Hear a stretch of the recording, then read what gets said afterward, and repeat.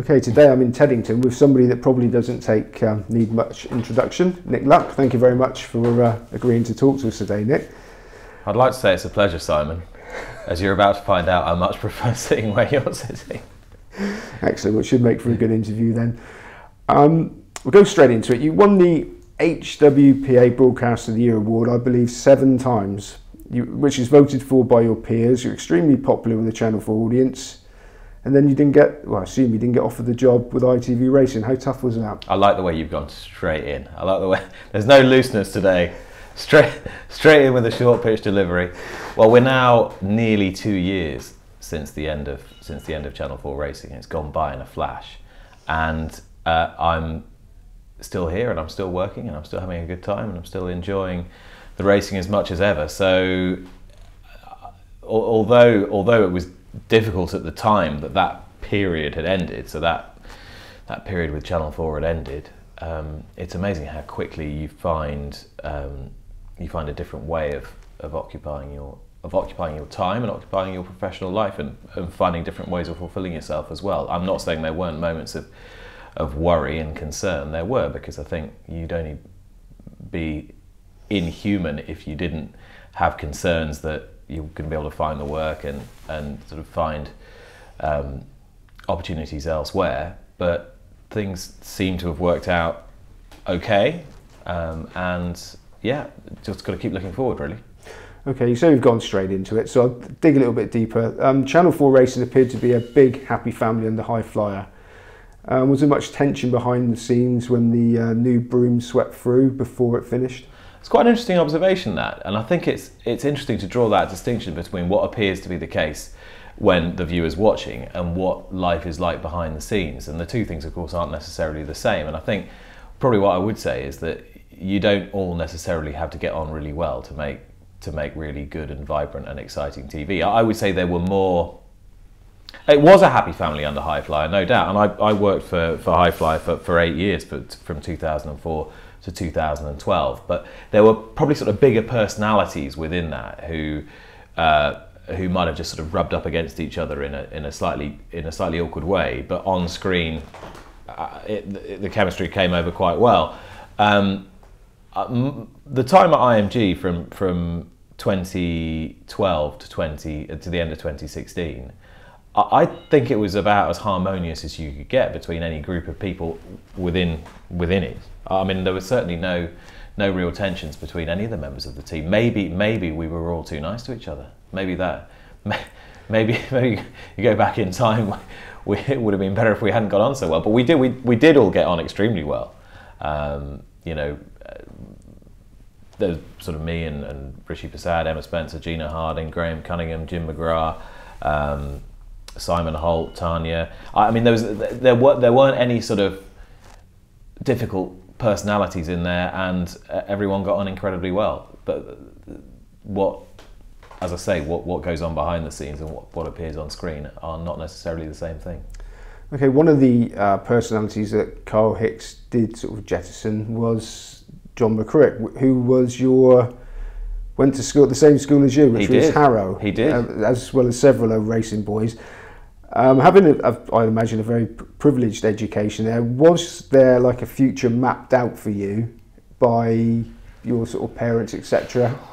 Well, given the amount of money people spend on education, if they send people to schools like the one I went to and the one that a lot of people who work in racing TV went to, I suppose there should be a career mapped out, but there definitely wasn't a career mapped out. You can say it was a waste of money if you like.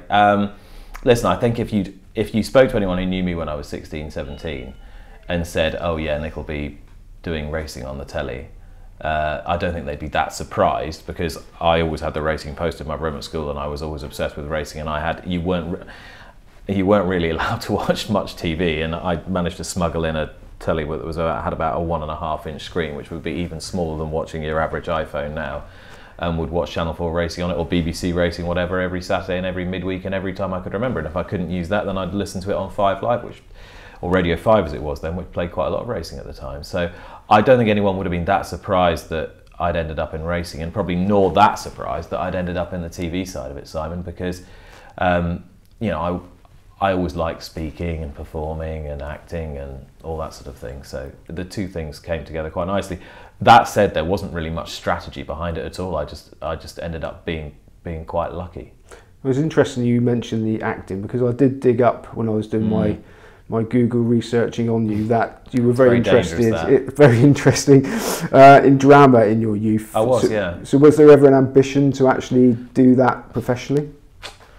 Well, funnily enough, the nearest I ever came to thinking I wanted to do it professionally was around about the time I started doing this sort of thing, which was at the sort of end of around about 2002, I'd say, because I was in the middle of doing a sketch show in London, or on the Fringe, and I mean, we obviously thought it was incredibly good and avant-garde, and we were going to get signed up by BBC and be the next Fast Show or something. In fact, it was probably not all that good, and we probably weren't very good at all. But yeah, there was probably about a 6-month period towards the end of my student career, which I managed to spin out as long as I could because I was having so much fun. Managed to spin my university life out for like a full 5 years, which I thought was a pretty good effort.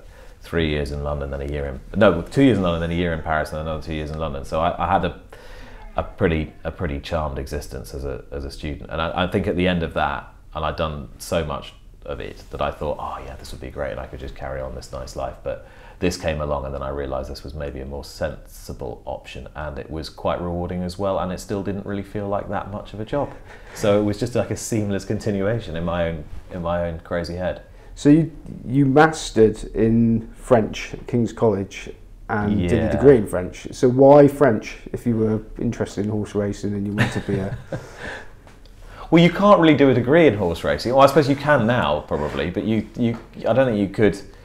When I was applying 20 years ago, I don't think you could do a degree in racing. Otherwise, I might have been quite interested. No, I think that culturally there was this expectation that you would go to what was considered to be a reasonable university and do a degree that was, if you were a scientist, you'd do something, a good science degree or a medical degree, and if you were more arty, you'd do what some would consider a pointless, but I would consider very fulfilling humanities degree. So yeah, no, I ended up doing French. I'd started doing French and English, and I didn't enjoy the English department there terribly. So I just did single honours, and then I'd like to say I got really enthused by French literature in my final year, and that is partly true, but it is also significantly true that I was having a very good time and was enjoying my relatively free and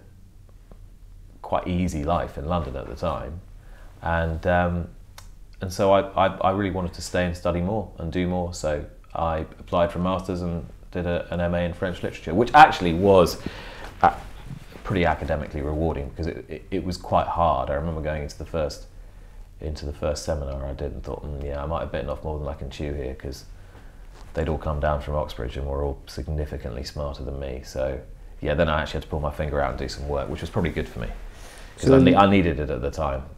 So then the real work kicked in. What was your big break with the racing broadcasting? Well, it's a long and quite boring story, but you've got all day, so I'll tell it you. I sort of took around that period. I met a guy who had no connection with horse racing called Brian Rogers, who was an Australian guy, a friend of mine, and I think he left his job in the finance department of the Financial Times, and I was having a drink with him one day, and I said, well, what are you doing now? And he said, oh, I've moved to a horse racing channel as a accountant or a finance man. And I said, oh, what's that? He said, oh, at the races. I said, well, I've been watching that, and it had just started. It had been going about 4 or 5 months. And he said, oh, you'd be great on there. Because he knew I was into racing, and he knew I was interested in it and whatever. And so I sort of laughed and thought no more about it.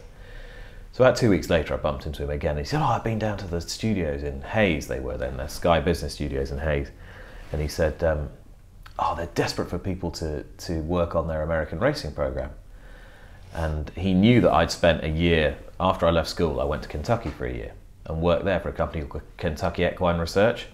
And I essentially was just writing there, going racing a bit, but writing a lot about mainly about equine science, to be honest with you, but getting quite a bit of experience in the racing scene. So he knew I knew a little bit about American racing, quite a lot about racing. And I said, well, I'm not sure I know enough to do anything on TV. And he said, look, their options are not that plentiful. They really need to get this off the ground, and they've got to do 7 nights a week, and they've got to do however many hours a week. So he gave me the number of a man who was to become a pretty significant influence in my professional life, really, and has been to a lot of people. Jim Ramsey, I don't know if you know Jim, but he started off at World of Sport in the 80s, worked a lot for Channel 4 Racing, had freelance for the BBC and for Sunset and Vine as well. And then he was the channel editor of the original At the Races, which was the joint venture between Sky and Arena and Channel 4 at the time, at the end of 2002. So he's a great man, Jim, and still very much in touch with him, as are a lot of people who sort of worked under him in those days. And he put me in touch with the producer of that branch of it, and they said, oh, we're doing a dummy run tonight. Do you want to go on and do the dummy run? Well, I'd never done any telly in my life. I'd never been on TV. And I said, yeah, all right. Well, I couldn't really say no, could I? So they handed me the cards and said, there you go, off you go, 2 hours dummy run. So I did that with Angus McNay. And I thought, well, I don't really know how that went. And so he rang me up the next day and said, can you do Tuesday, Thursday, Saturday next week? I said, really? He said, yeah. So I said to my wife, I said, well, girlfriend at the time, now wife, I said, well, that's all right. I said, this is quite good fun. I said, and 3 of these a week. I said, I'll just keep chipping away, and eventually I'll get a job, obviously, but this'll do for the. Anyway, 18 years later, I never managed to get around to getting a job, or 16 years later, I never managed to get around to getting a job. But anyway, here we are, Simon. So is that you're lucky to consider it something you really enjoy doing rather than a job? What you do now? No, you have to take it seriously. I mean, and I think when you have more responsibilities and you have your family and everything, you have to take it seriously as a career. But it probably took me a while to really do that. But yes, it is a lot of fun. But I've stopped feeling guilty about it now.